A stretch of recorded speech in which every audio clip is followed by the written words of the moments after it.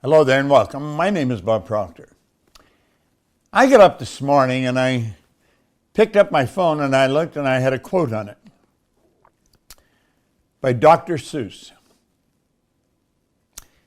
He said, "To the world you may be one person, but to one person you may be the world." I read that and I looked at it and I read it again.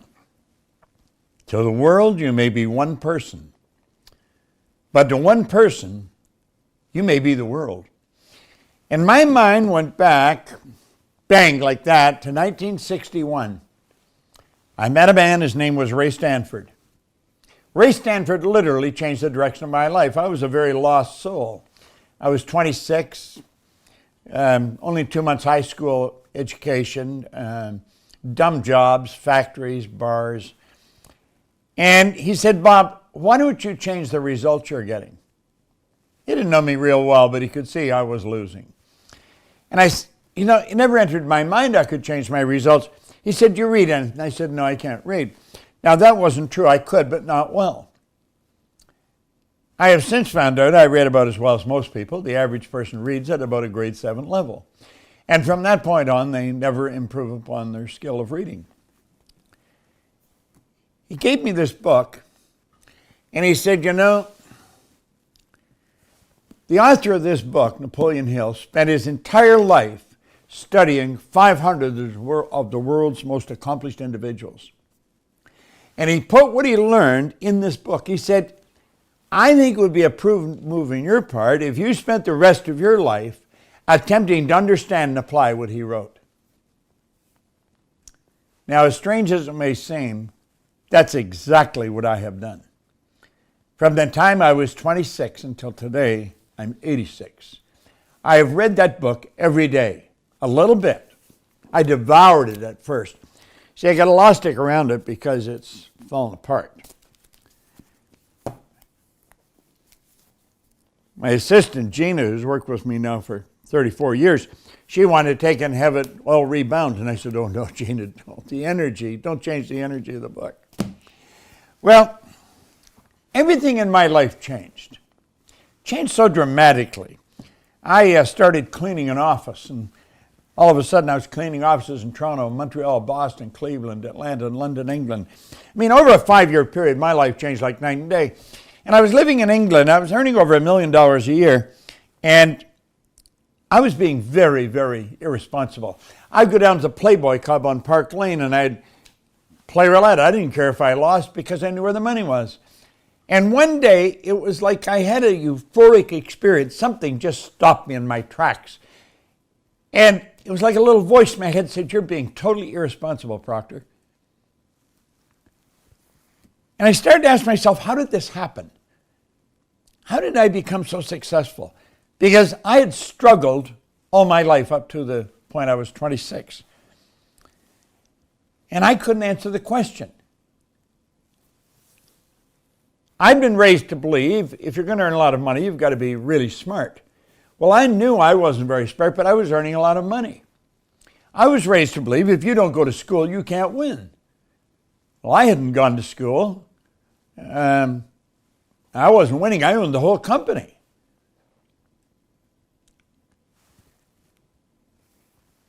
And I couldn't get anybody to explain how did a guy with no formal education, going in the wrong direction, bang, just like that, turn around and start going in the right direction. And I thought somebody has to know, and I'm going to figure it out. And so I began to study, and I never stopped. I would go anywhere to gain an understanding of why we do what we do and why we don't do many of the things we want to do. And I found out there's only 5, 6, 7% of the population that really live the good life. We're God's highest form of creation, and yet we act like we don't know the war's over. As a people, I'm talking about the masses, a good 90% of the population. Here I had changed and I didn't know why. So I was non-transferable. I couldn't tell anybody how to do what I had done. Took me 9.5 years, and when I got the dots to connect, and I found out why I changed, I made up my mind I was going to spend the rest of my life teaching this. And that's exactly what I did. I divested myself of the company, and I went and I got a job in Chicago with Earl Nightingale and Lloyd Kona at the Nightingale-Kona Corporation. Here I went from over $1 million a year. I took a job for $18,000 a year. I was prepared to pay them to let me work there. I wanted to study them. I wanted to find out what made me tick. And I have never stopped. Now, I went to work for them, and then I went out and I started my own company. You see, we were at the Nightingale-Kona Corporation, we were selling success programs. We'd sell them. It was on record at first, and then on cassette. And I did that for 5 years, and I was doing very well. But the people I was selling the programs to, they weren't changing. And I realized that just getting this material wasn't enough. You had to be taught how to use it. So I went to Lloyd Kona, and I said, Lloyd, why don't we quit selling recorded programs, start to give them away? We'll teach a seminar and teach how to use those programs. No, he said, Bob, we're staying in the cassette business. Leave the seminar business to Carnegie. So I thought, no, it was time for me to leave. I left and I sat down in a house on Maplewood Lane in Glenview, Illinois. And I took my pen and I said, I'm going to build a company that operates all over the world. Today, the Proctor Gallagher Institute operates in 89 different countries. I'm sitting here in our studio, and we can broadcast all over the world. This is like this mini TV station we have. Just recently, we broadcast to 119 countries, a few thousand people, teaching a seminar on the science of getting rich. It's fascinating information. Well, after working at this for about 22, 23 years, I wrote this book called You Were Born Rich. And the idea behind this is that everybody's born rich. Most people are just a little short of money. You've got deep reservoirs of talent and ability within you. The trick is to figure out how to bring it to the surface. Now, that was put together after studying and working with this for 20-some years. But that was 36 years ago I wrote this. I have never stopped studying this information. In a matter of 2-3 weeks, I'm going to be running a master class. I'm going to take a group of people who are seriously interested in changing the direction of their life, compounding whatever success they're enjoying. And I'm going to work with them every week for 6 months. And I'm going to teach what's in this book that I've continued to study for another 36 years. Now, I want to go through the subject matter that's in this book. Here, the first chapter is me and money. And I put that as the first chapter because I sat down when I decided to write the book and I segmented all the changes that I took place, trying to get the dots to connect. Steve Jobs says you cannot connect the dots looking forward, you can only connect them looking back. So I looked back. Where did I start and what happened? And what happened was I started to understand something about money. I never had any. I always needed money. Well, I learned quite a bit about money. And that's why the first part of this is on money. We'll be studying that for a couple of weeks itself. Let me ask you a question. How many sources of income do you have? Do you know that wealthy people dating right back to the ancient Babylonians have always had multiple sources of income? All last night while I was sleeping, I was earning money. You can earn more money when you're sleeping than you can spend when you're awake. Now that may sound like an exaggerated statement, but it's really not. You see, you don't go to work to earn money. You go to work for satisfaction. You provide service to earn money. And when you can find a way to provide service all over the world You'll have money coming in from all over the world. I provide service all over the world, and I can show you how to do it. And in this first chapter, we'll do that. We even got a company to help you do that. Me and money. Prosperity consciousness. Prosperity consciousness. This is not taught in school. You can go right through our educational system and learn absolutely nothing about earning money. I find this subject absolutely fascinating, and I'm going to tell you, you will too. Ask yourself this: do you have more money than you need? Well, the next chapter in it is how much is enough. I'll tell you how much is enough. When you've got enough money to live the way you choose to live, for as long as you think you're going to live, then you've got enough. Most people don't know how much is enough. They really do not know. How do you really want to live? Because you're quite capable of doing it. How do you really want to live?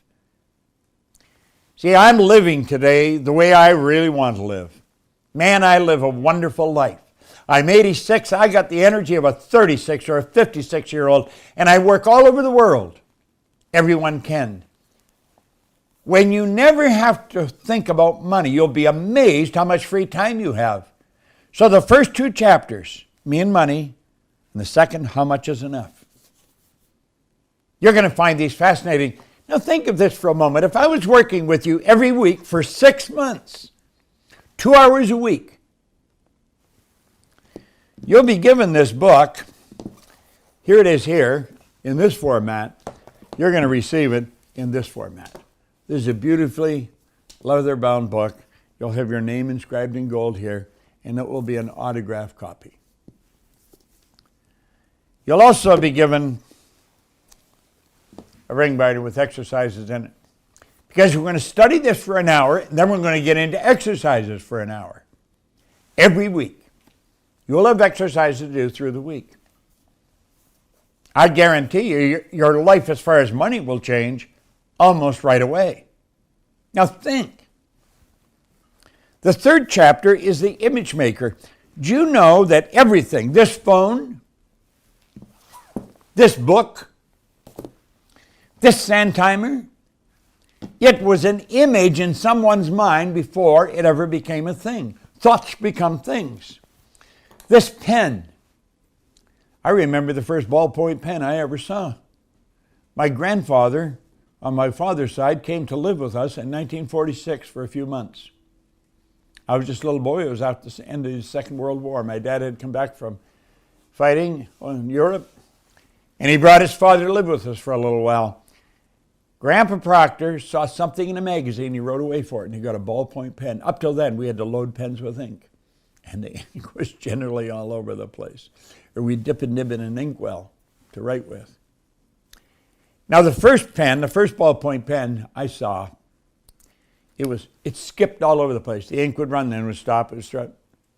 Today, the ink flows freely. But you know, that first ballpoint pen and this ballpoint pen, they were both just images. Then they improve upon it from that point on, the image maker. Everything, this studio, your house, the clothes you're wearing, the jewelry you may have, all started out as an image. You and I are image makers. We have mental faculties. Do you know that you and I are the only creature on the planet that is totally disoriented in their environment? Do you know all the other little creatures on the planet are completely at home in their environment? They blend in. You and I, totally disoriented in environment. We don't blend in. You see, they operate by instinct, which is perfect. We've been given higher faculties. We do not blend into our environment. We've been given the ability to create our own environment. We are truly God's highest form of creation. And the images we build in our mind, we can move into physical form. That's how everything starts. Everything starts in the form of an image. But we're going to spend time talking about the image maker. That's very important. The next chapter is let go and let God. God does all the work. Now, most people's religious education is pretty shallow. Mine is, but my study of the mind is great. And I found out how God does God's work. God works by law. Dr. Werner von Braun was asked by President Kennedy what it would take to build a rocket that would carry a person to the moon and bring him back safely to Earth. Now, Dr. von Braun was the father of the space program. He said the will to do it. Get an image in your mind and hold that image. Well, of course, it happened. It was believed for a long time science and theology were antagonistic. Well, if you study it, you'll find out they're not. In fact, von Braun, who was the greatest scientist in the world, he said that after years of studying the spectacular mysteries of the cosmos, he was led into firm belief in the existence of God. He said the natural laws of the universe are so precise that we don't have any difficulty sending people to the moon, and we can time the landing with the precision of a fraction of a second. He said these laws must have been set by somebody. See, the law is God's modus operandi. We've got to start to understand the laws. Most people do not. The next one is expect an abundance. You know, I was in the movie The Secret, and with a number of other people. Over 500 million people saw that movie, The Secret. And The Secret talked a lot about the law of attraction. Well, you only attract to you what you expect. Expectation is a mindset. And as you build that mindset, you set up the law of attraction. Expectation. The next one is the classic, the law of vibration. Think of this for a moment. This little phone, it's actually a computer, isn't it? This operates by the law of vibration. That's how it operates. See, every level of vibration is referred to as a frequency. Our phone operates on a frequency. When I was a little boy, we never had a phone at our house. I was probably 15 years old before we had a phone, maybe 16.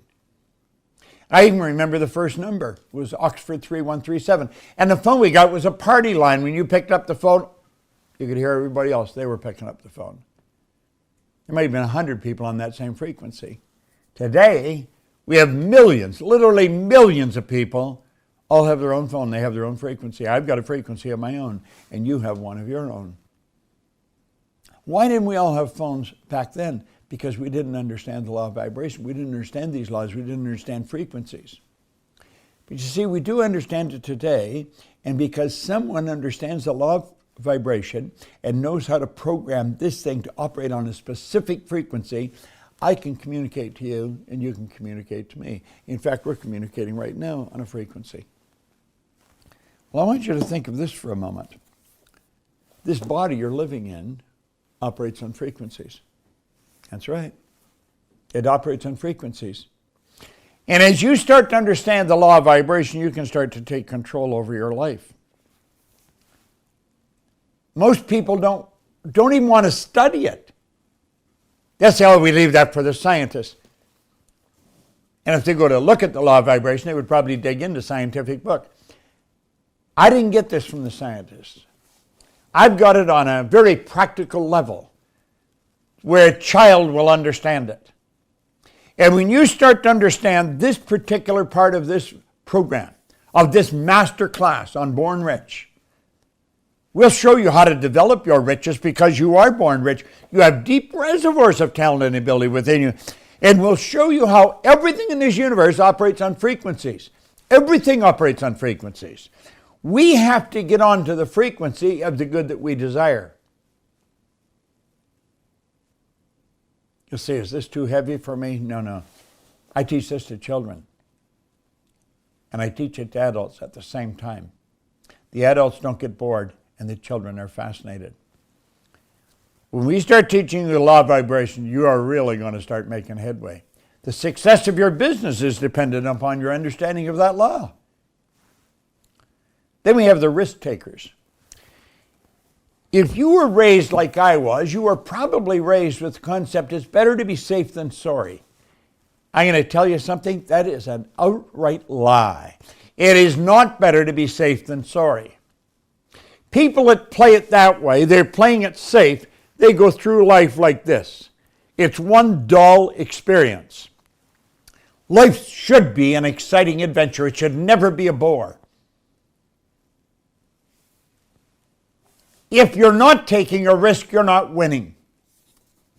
I think Helen Keller, the blind lady that taught us all so much, she said, if life isn't a risk, it's nothing.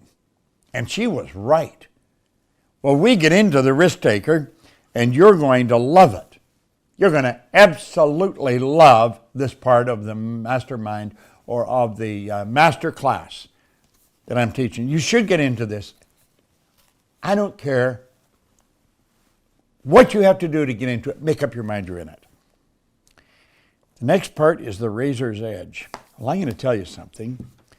The line that separates winning from losing is as fine as a razor's edge. There was a movie made on that. Daryl Zanuck taught the movie, was director of the movie. In fact, there was a center page spread in Life magazine way back many years ago when the movie first came out. Had all the actors and then all the stand-ins. And it showed the difference in their income. It was vast. One person would be earning $75, the other person earning $75,000. The difference in them was as fine as a razor's edge. And as I look back in my life, the change that took me from where I was to way ahead in life, it was as fine as a razor's edge. In fact, it took me 9 months to figure it out. The change was so simple. It was so simple and so obvious, I was missing it. Now, you can benefit from what I've studied. I've studied this subject now since 1961. Every day. I'll guarantee you in this master class, everybody in this master class, you're going to develop friends. We're going to have people in the master class from all over the world. You're going to develop friends that will last a lifetime. You may do joint ventures with them because you're all going to have multiple sources of income. The razor's edge. Well, I'm going to tell you, it was a very small change that I made. It changed everything in my life. It's like here, just let me take a look at that again. It was like that quote. I want to make sure I got it right. To the world, you may be one person, but to one person, you may be the world. Such a small play with words, but such a great change in the meaning, isn't it? The next one, the second last one, is in don't think in reverse. Have you any idea how much time people spend thinking about the past? They spend so much time looking into the past. Now think about this for a moment. The sand in the top of the glass represents the future. The sand in the bottom of the glass represents the past. Now you'll notice the sand is running here. You cannot get it back. It's gone. The sand right here in the center, right here, that's all we have to deal with is what's right here, right now. You know, there's an interesting story to this. When I was a little boy, my grandmother used to always be saying, "I'll soon be gone, dear, I'll soon be gone." Grandma acted as though she just had a little bit of sand left, when actually she had a lot. I think when she started to say that, she would have probably been around 60. And to me, she was a very old lady. I've since changed my attitude about that. But she was a very old lady, and she'll say, "I'll soon be gone." Grandma lived to be 94. 94. She just went to sleep one night, and the angels came and took her away. You see, she thought she just had a little bit of sand. She had a lot. Now, I chummed around with another young guy named Bob Yates. We were 16. Bob was driving in the Kingston Road Highway into Toronto, and he ran into the abutment of a bridge. His life was snuffed out like that. If you had asked Bob a half hour before that accident how much sand he had left, he probably would have said a half a century for low. He didn't have a half an hour. So here's Bob at 16, probably thinking he had a lot of sand. He only had a little. Grandma at 60 thinking she only had a little. She had a lot. The truth is, you don't know how much you got. Neither do I. But I'll tell you one thing. We have an obligation to live life to its fullest. Help as many people as we can. Do as much good as we can to ourselves and others. And all we've got to deal with is what's right here, right now.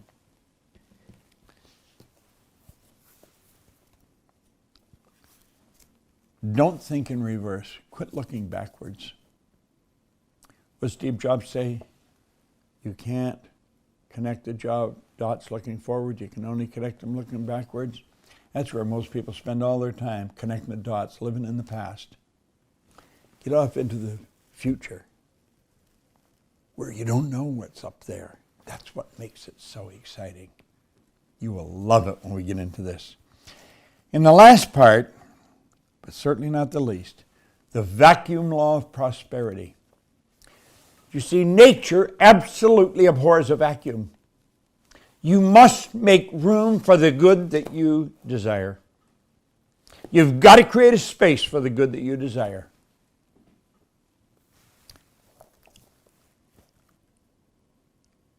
You have no idea what you're capable of doing. I know I don't have any idea. I'm forever trying to figure out just what I'm capable of doing. It's a marvelous way to live. Well, this master class is going to change lives. There's just absolutely no question about it.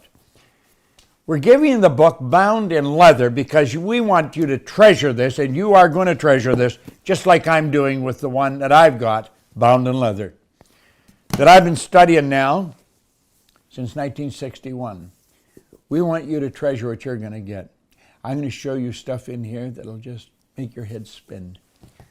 You've got so much going for you. Now, some of you say, well, I can't afford it. Now, I want to talk to that for a moment. If you're saying you can't afford to do this, I think what you should do is ask yourself, how many other areas of your life does that show up in? How many things is it that you would really love to do, but you can't afford it? Do you know most people never, in their whole life, drive the car they would really love to drive? They never take the trips they'd love to take, or shop for the garments that they want to wear where they want to shop. Never buy the house they would love to live in. Why? Do you know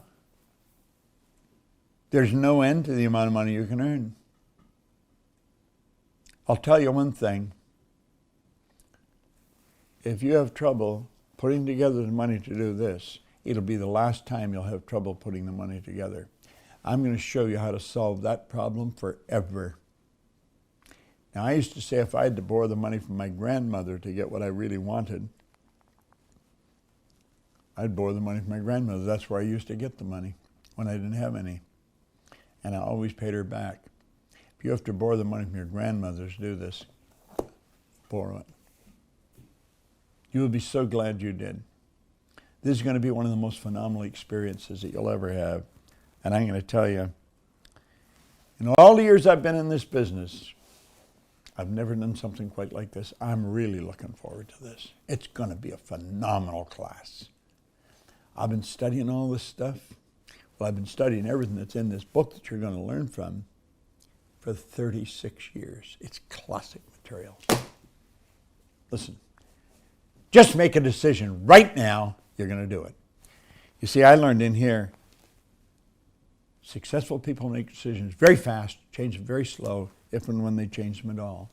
The only prerequisite, something you're going to learn for making a decision, is do you want to? If you want to, for God's sake, do it. You will be so glad you did. And I'll look forward to working with you. This is Bob Proctor. Thank you. I hope you enjoyed this video. We put a lot of good information up here, and it causes everything in your life to get better. If you'd like us to notify you every time we put a new video up, hit subscribe and then turn on notifications. Check out all our videos, and we will notify you when we put a new one up.